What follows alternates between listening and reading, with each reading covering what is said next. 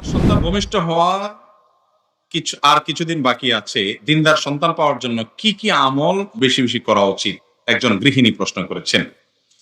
সন্তান যেন দিনদার হয়, সন্তান যেন আল্লাহ ভীরু হয়, এটার জন্য গর্ভস্থ মা তিনি গর্ভ থাকা অবস্থায় সন্তানের জন্য কি কি করতে পারেন? আমাদের অনেক ভাইরা আছেন, তারা বলেন যে গর্ভ অবস্থায় এ আমল করতে হয়, এ আমল করতে হয়, অমুক দোয়া করতে হয়। আসলে কি? দেখুন, আমাদের সন্তান যেন আমাদের অন্তর জুড়ানো সন্তান হয়, সেটা আমরা সবাই চাই, তাই না? বেশিরভাগ মা বাপ চান যে আমার সন্তান যেন থাকে দুধে ভাতে। ঠিক আছে, দুধে ভাতে থাকুক, সুখে থাকুক। এর চাইতে বড় চাওয়া উচিত আমার সন্তান থাকুক মানুষের মতো মানুষ হয়ে, আল্লাহর খাঁটি গোলাম হয়ে, আল্লাহর সাথে পরিচিত হয়ে, কারণ তাতে তার আখেরাতও ঠিক থাকবে, দুনিয়াও ঠিক থাকবে।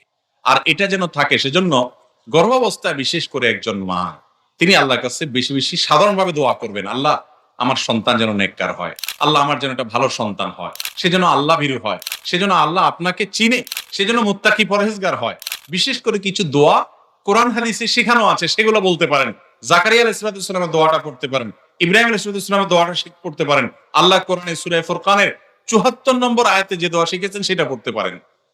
রব্বানা হাব লানা মিন আজওয়াজিনা ওয়া যুররিয়াতিনা কুররাতা আয়ুন। আল্লাহ এমন পরিবার সন্তান দেন যারা আমার চোখ শীতল করবে। ওয়াজআলনা লিল মুত্তাকিনা ইমামা, এবং আমাদের গোটা পরিবারকে মুত্তাকিদের ইমাম হওয়ার তৌফিক দান করেন। এই দোয়া পড়তে পারেন। আরেকটা দোয়া আছে জাকারিয়া আলাইহিস সালামের দোয়া, রব্বি হাবলি মিন লাদুনকা যুররিয়াতান তাইয়্যিবা ইন্নাকা সামিউদ দুআ। আল্লাহ আমাকে আপনার তরফ থেকে নেক সন্তান দেন, ভালো সন্তান, সুসন্তান দেন, আপনি দোয়া শ্রবণ করেন। আরো দোয়া আছে, রব্বি হাবলি মিনাস সলিহিন, হে আল্লাহ আমাকে আপনি নেক সন্তান দেন। আরো এরকম দোয়া আছে। এই দোয়াগুলো বিশেষ করে পড়বেন। গর্ভবতী মায়ের জন্য বিশেষ আমল না এটা, সব সময় এটা করবেন। গর্ভাবস্থা আরো বেশি করে করবেন। আর এর পাশাপাশি দোয়া কবুলের সময়গুলো, যেমন ভোর রাত, ৫ ওয়াক্ত নামাজের পর, নামাজের শেষ বৈঠক, এরকম কিছু টাইম আছে দোয়া কবুলের সময়। বৃষ্টির সময় দোয়া কবুল হয়, তারপর মুরগির ডাকের সময় দোয়া কবুল হয়, আজানে কামতের মাঝখানে দোয়া কবুল হয়।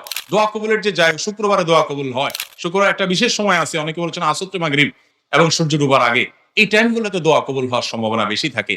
এই টাইমগুলোতে গর্ভবতী মা বলেন, অন্য যে কেউ দোয়া করবেন, এটা আমি বিশেষ করে প্রশ্ন যেহেতু উনি করেছেন, আমি বলবো যে বোন, আপনি এই টাইমে সন্তানের জন্য আল্লাহর কাছে চোখের পানি ফেলে দোয়া করবেন। মা বাবার দোয়া সন্তানের জন্য অনেক বেশি কবুল হয়, এর মাধ্যমে সন্তান নেককার হবে ইনশাআল্লাহ। সেই সাথে গর্ভাবস্থায় নেক আমল করলে সন্তানের উপরে তার ভালো প্রভাব পড়ে, ইতিবাচক প্রভাব পড়ে।